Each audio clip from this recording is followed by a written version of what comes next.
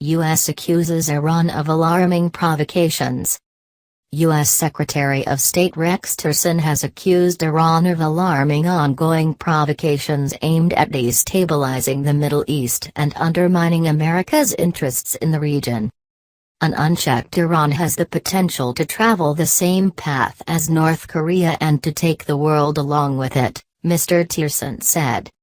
President Donald Trump earlier ordered a review of the Iran nuclear deal.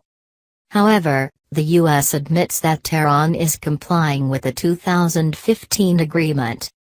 Iran has so far made no public comments on the latest developments. Iran has repeatedly denied accusations by the West that it was ever trying to develop nuclear weapons. On Tuesday, Washington accused North Korea of trying to provoke something, after Pyongyang conducted a failed missile test over the weekend. In response, North Korea said it may test missiles on a weekly basis, and warned of all-out war if the U.S. takes military action. Many threats.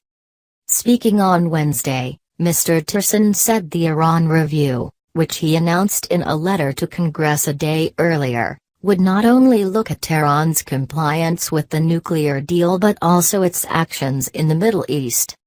Mr. Tillerson accused Iran of undermining U.S. interests in Lebanon, Iraq, Syria, and Yemen.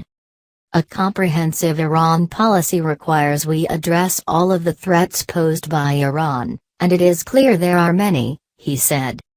Raising stakes, analysis by BBC State Department correspondent Barbara Pletusher. In announcing a broad review of Iran policy, the Trump administration has not jettisoned the nuclear deal. But Rex Tillerson has come pretty close to saying the agreement is not worth keeping, even though he's had to admit it's working. This week the Secretary of State informed Congress that Tehran is keeping its side of the bargain to restrict its nuclear program in exchange for the lifting of sanctions, which he's required to confirm every 90 days. In spoken remarks, though, he talked only of Iran's bad behavior and linked that to the future of the deal, a message that will resonate far more on Capitol Hill and to which it was probably aimed. Former President Barack Obama would have agreed with all the charges, that Iran is a state sponsor of terrorism, that it supports proxies which undermine U.S. interests in the region, that it's hostile to Israel and that its ballistic missile tests challenge UN Security Council prohibitions. But Mr. Obama kept those issues separate from the nuclear agreement, which would have been impossible to achieve without that narrow focus. Mr. Tillerson, on the other hand, called this a mistaken approach and said the review would take a comprehensive look at all of the threats posed by Iran. The Secretary of State earlier acknowledged the Iranians had met the terms of the 2015 deal, but raised concerns about the country as a state sponsor of terrorism. President Trump has described the landmark agreement as the worst deal ever.